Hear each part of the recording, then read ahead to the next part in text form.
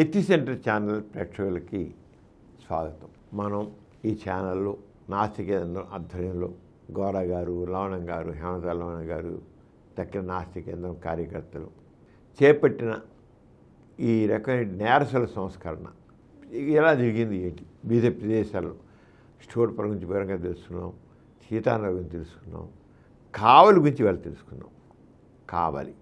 కావలిలో కూడా చాలా దశాబ్దాలుగా శతాబ్దాలుగా కావలి పక్కనే ఇలాగే నేరస్తుల సెటిల్మెంట్స్ ఉన్నాయి, ఈ క్రిమినల్ సెటిల్మెంట్స్ ఉన్నాయి కావలి పక్కనే.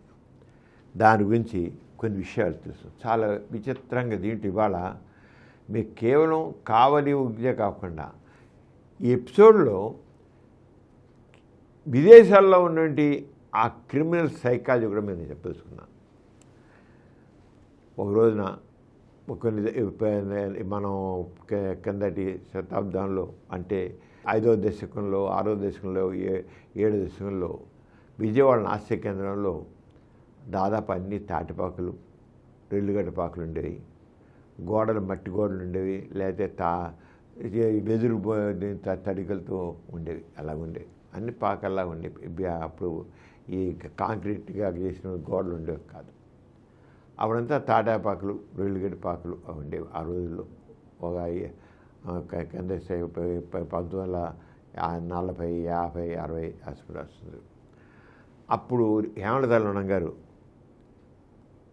1970, 80 ఆ దశకంలో దీంట్లో ఆవిడ ఇంటికి వెదురు తడికలు ఉంటే దానికి మట్టి పేడ కలిపి ఆ వెదురు పూస్తున్నారు ఇంట్లో.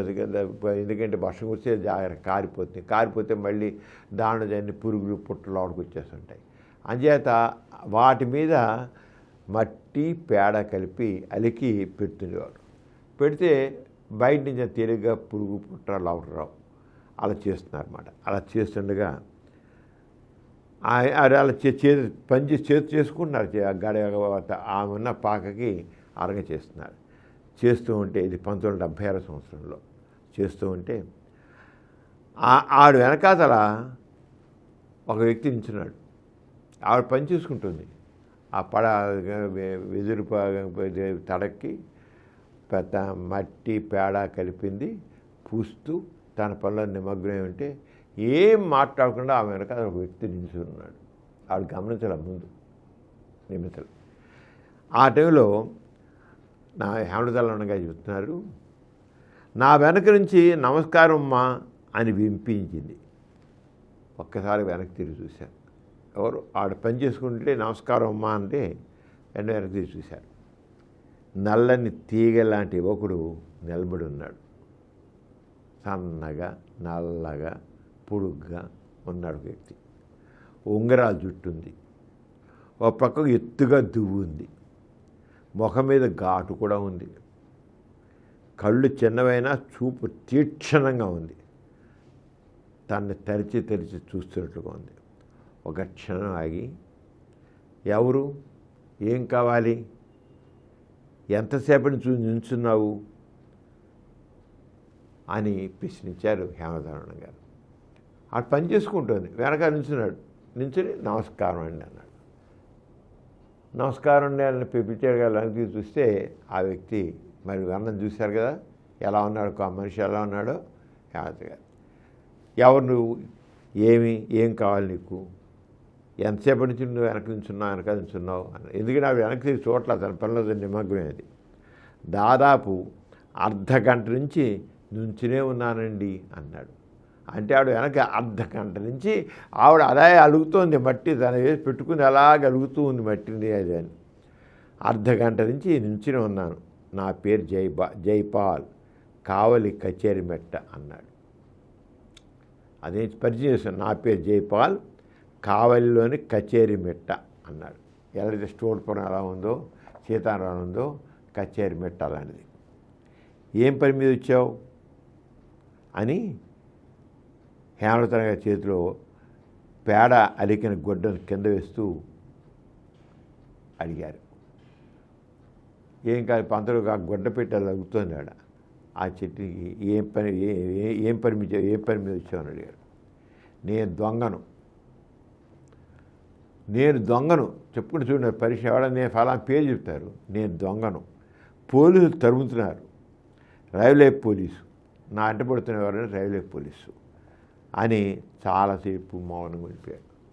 నేను దొంగని, రైల్వే పోలీసులు నన్ను తరుముతున్నారు, నేను వచ్చాను అని చెప్పేసి అలా ఉండిపోయాడు, ఇంకేం మాట్లాడకుండా. ఆ రాతి అరుగు మీద కూర్చో జైపాల్ అంటూ నేను చేతులు కడుక్కుని, ఇంకా అక్కడ అరుగుంటే ఆ రాయేసింది, అరుగు మీద కూర్చో అని చెప్పేసి, మరి పేడ చేతులు మట్టి చేతులు కదా, ఆ చేతులు కడుక్కుంటాను. పంపు దగ్గర పైపు దగ్గర చేయగొడుక్కుని నేను అది ఎదురుగా మరో రాయి అరుగు మీద కూర్చున్నాను. ఎదురుగా కూర్చొని రాళ్ళు నా ప్రవేశం ఉన్నాయి, అరుగు లాంటి చిన్నవి, వాటి మీద కూర్చున్నారు. ఎదురుగా తల వంచుకుని ఏడుస్తున్నాడు జైపాల్. అతనే జైపాల్ మాట. అతను ఏడుస్తున్నాడు. నేరస్తులు చాలా తక్కువ ఏడుస్తారండి, ఎక్కువ మాట్లాడతారు, తక్కువ ఏడుస్తారు. ఎందుకంటే గుండె కఠినంగా ఉంటుంది, లేకపోతే నేరం చేయలేరు కదా. ఎక్కువ మాట్లాడతారు. నేను అతన్ని ఓదార్చలేదు. అతనిలోని పశ్చాత్తాపమో లేక మరేదో కరిగించి వేసింది అతన్ని. తాను సంభాళించుకొని, నాకు 2 ఆడపిల్లలు, నేను చచ్చిపోతే ఆ పిల్లలు శరీరం అమ్ముకుని, అంటే అతనికి 2 ఆడపిల్లలు ఉన్నారు, ఒకవేళ చచ్చిపోయాడు కొన్ని పోలీసు సర్వీస్ కాల్చిపారేస్తారు. వీళ్ళు ఎప్పుడు పోలీసులు దొంగల్ని ఉంచట్లా, కాల్చేస్తున్నారు. వాళ్ళు బందిపూడి దొంగలు కాల్చేసి వీళ్ళు కాల్చేస్తారు. అప్పుడు నేను ఆడపిల్లలు, ఒకవేళ నేను చచ్చిపోతే ఆ పిల్లలు అంటే వేసవి కింద మారిపోతారు అని భయం అతనికి. శరీరం అమ్ముకుని వాళ్ళలోని వ్యధ స్పష్టంగా కనిపిస్తుంది. అందులో అనుమానం లేదు, నాటకం లేదు, నిజంగానే మాట్లాడుతున్నాడు. చూడు జైపాల్, మా వద్దకు వచ్చిన వారు ఉన్నది ఉన్నట్లుగా కల్పన లేకుండా సత్యం చెప్పాలి. అప్పుడే మేము ఏదైనా సహాయం చేయగలం. చెప్పు, ఎందుకు ఏంటో ఉన్నది స్పష్టం, అందుకే ఏదో చెప్పు, అబద్ధాలు చెప్పదు, ఉన్నది అంటే నిజం చెప్పు, అప్పుడే చేయగలుగుతాం అని హేమతలవణ గారు అన్నారు. కళ్ళు తుడుచుకున్నాడు, చేతులు మారుతూ నిటారుగా కూర్చున్నాడు. కొంత అవకాశం వాళ్ళని తలంతో, సరే ఈ పని మధ్యలో అయిపోయింది, అది పూర్తి చేసి నీ కథ విన్నా అన్నా. సరే ఏం చెప్పట్లేదు, ఆగి ఉన్నాడు. సరే ఈ పని చేసే పని మధ్యలో అలుగుతున్నారు కదా, తడక అలుగుతున్నారు కదా, అందుకని నా పని మధ్యలోనే అయిపోయింది, నీ పూర్తి చేసి నీ కథ విన్నా అన్నారు హేమతలవణ గారు. నేను విత్తానమ్మా అన్నాడు పేడ చేతిలో తీసుకుంటూ. ఎప్పుడైతే వీడు చేస్తానో అన్నీ అతన్ని నేనే చేస్తాను. ఈ పనులు తెలుసా అన్నారు హేమతలవణ గారు. నవ్వాడు. స్పీడు అందుకున్న ట్రైన్ వచ్చి దిగడం, ఇంటికి చువ్వలు చప్పుడు కాకుండా వంచడం, తుడుక్కున్న వాడికి తెలియకుండా చొక్కా జేబు కత్తిరించడం వరకే నాకు తెలుసమ్మా. ఎలా చెప్పుకున్నా చూసుకోండి.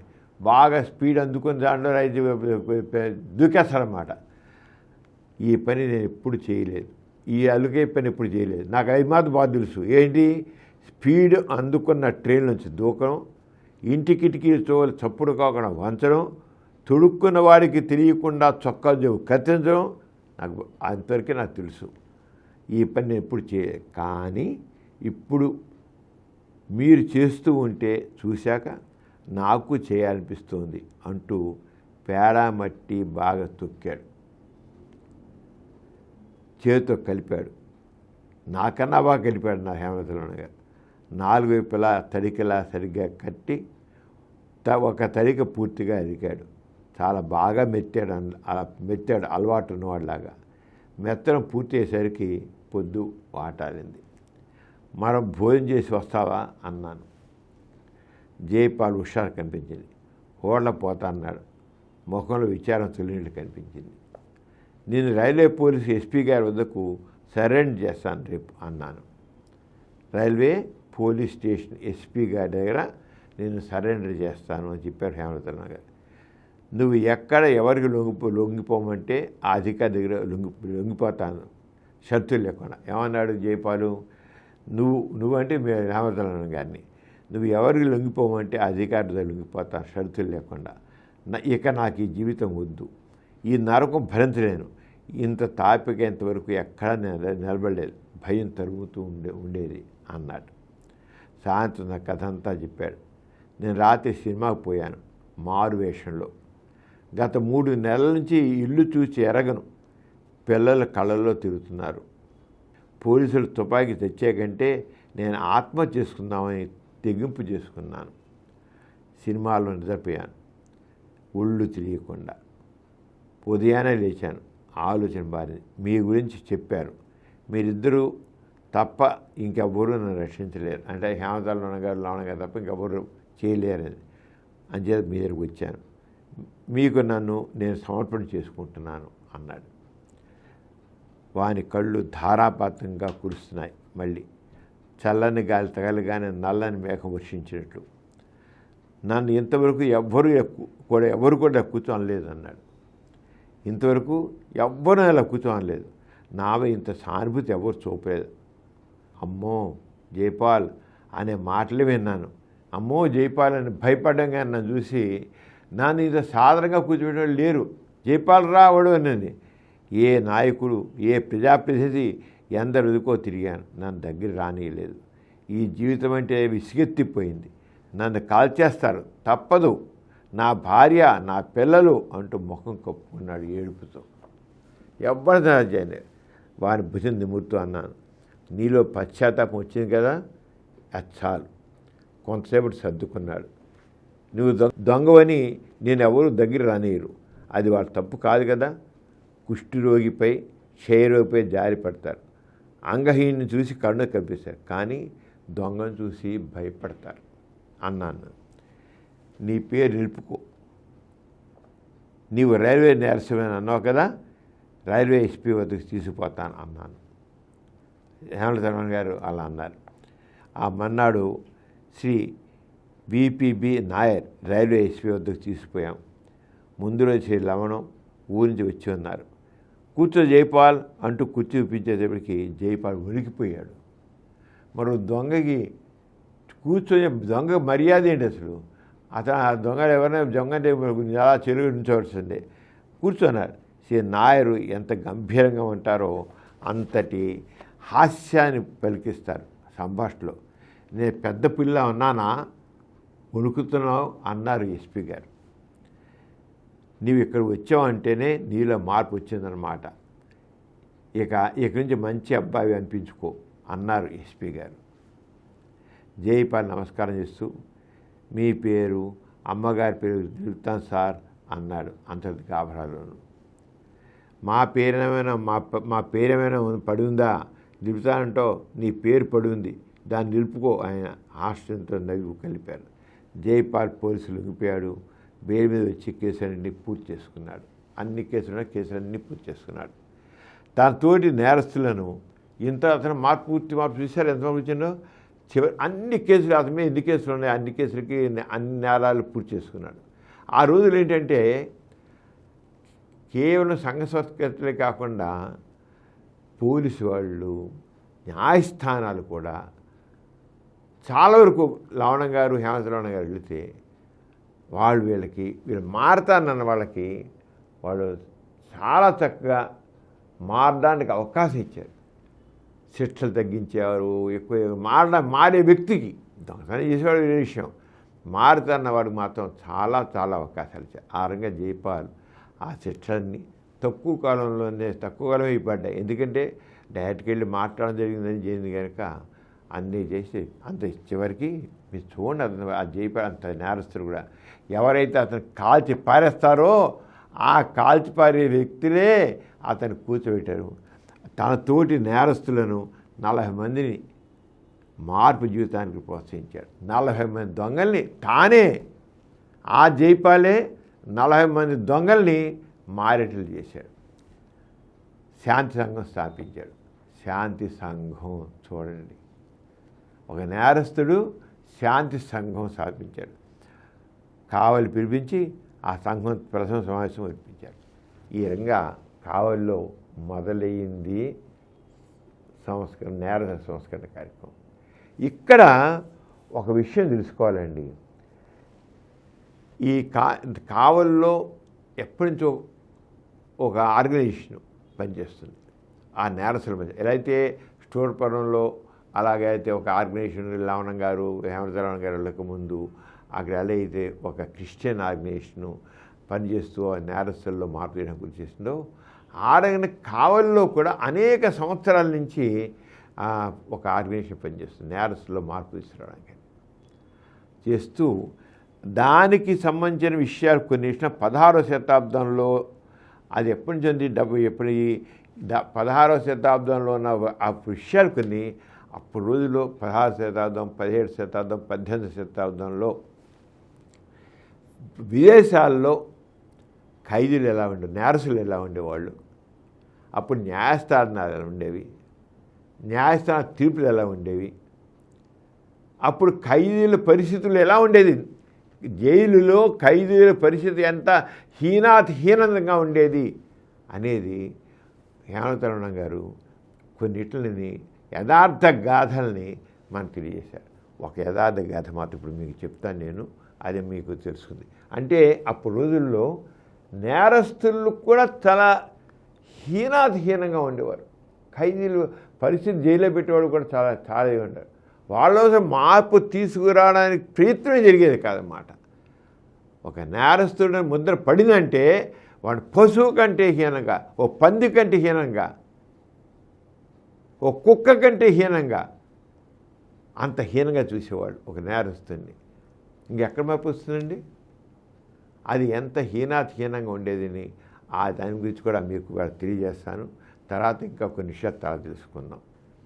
ఇప్పుడు మీకు ఆ రోజుల్లో నేరస్తుల సంస్కరణ కోసం ఎలా విదేశాల్లో కార్యక్రమాలు జరిగాయి అని చెప్తూ మన భారతదేశంలో కూడా ఈ కావల్లో కూడా 70 సంవత్సరాల క్రితమే నేరస్తుల సంస్కరణ కోసం, అంటే హేమచంద్రరావు గారు లవణం గారు వెళ్ళకముందే 70 సంవత్సరాల ముందే అక్కడున్న నేరస్తుల సంస్కరణ కోసం ఒక కార్యక్రమం కొనసాగుతూ వచ్చింది.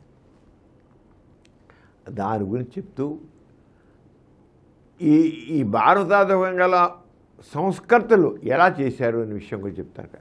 ఇక అంటారు, ఆనాడు కూడా ఎన్నో ఇబ్బందులకు విమర్శలు లోనైంది. ఇటువంటి మరిన్ని అవకాశాలు లేని కాలంలోనే, అవకాశాలు లేని రోజుల్లోనే నేరస్తుల సంస్కరణకు పూనుకోవడం గొప్ప మానవతా కార్యక్రమం. 16వ శతాబ్దంలోనే జాన్ హోవర్డ్, ఎల్జిస్ ఫ్రై జైళ్లను ఖైదీలను సంస్కరించడానికి పూనుకున్నారు. ఖైదీల సంస్కరణ అనేది ఇవాళ హేమచంద్రరావు గారు లవణం గారు చేపట్టిందే కాదు.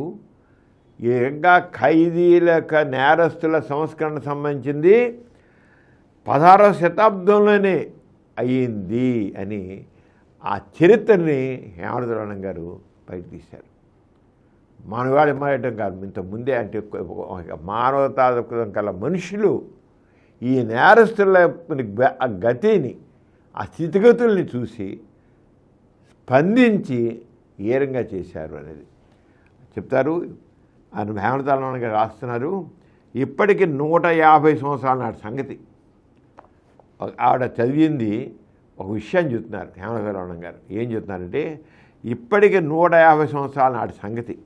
ఒక జైలు గదిలో ఒక మూల ఒక ప్రౌఢ వయస్కురాలు సారాయి త్రాగిన నిషాలో పిచ్చిదాని వలె గొంతులు వేస్తూ అసభ్య సంగీతాన్ని పాడుతూ ఉంది. మరో మూల 2 స్త్రీలు ఒకరినొకరు గోడతో రక్కుకుంటూ జుట్టు పీక్కుంటూ కింద పడి దులుతున్నారు. వారి మురికి గొడ్డలు పీలికలు అవుతున్నాయి.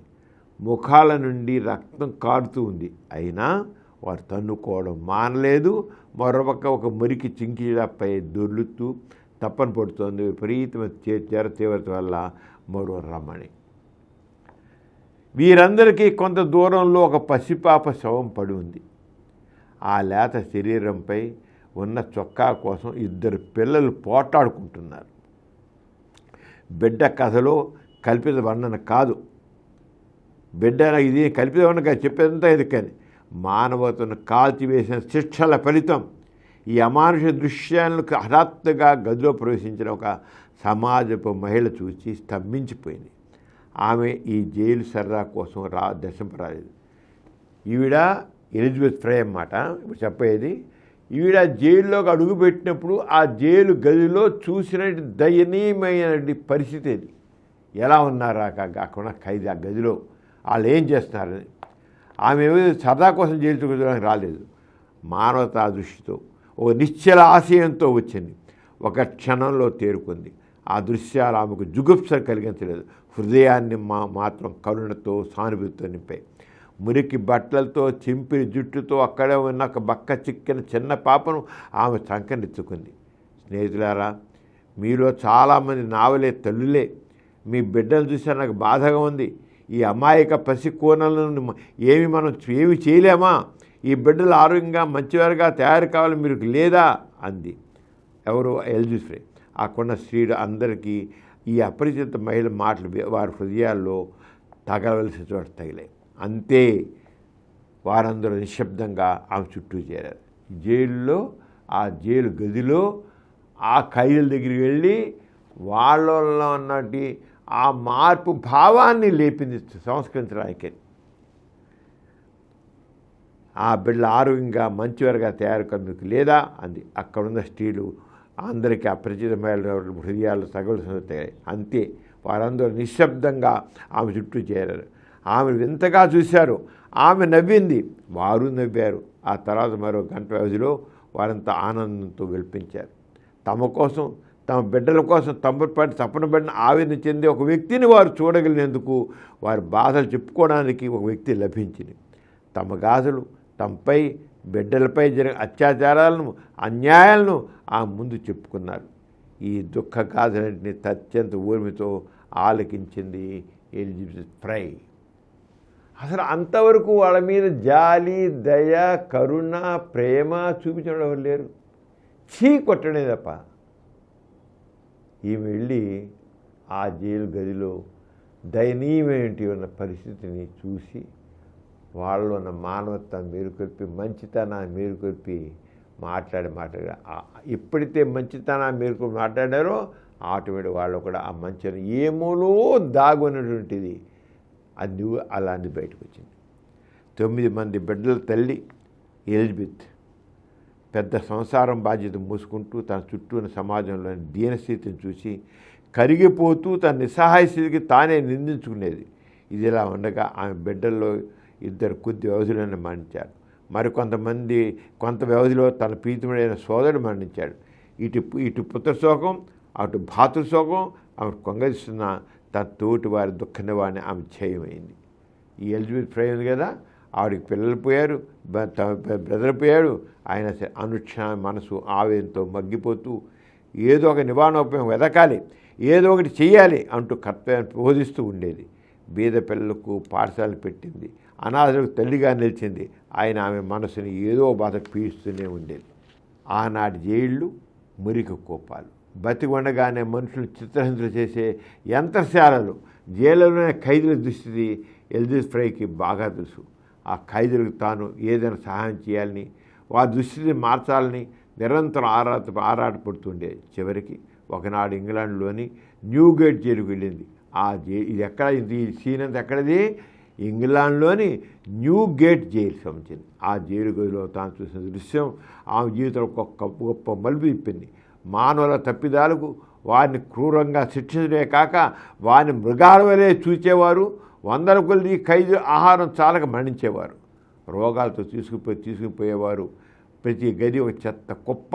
కొన్ని జైళ్ళల్లో స్త్రీలు, పురుషులు, ఖూనీకోర్లు, పిచ్చివారు, దొంగలు, మరి చిన్నపిల్లలు అందరికీ ఒకటే గది. వెలుతురు, గాలి అతి తక్కువ ఉండే భూగృహాల్లో వారిని బంధించేవారు. సారాయి కాస్తంత లభించేది.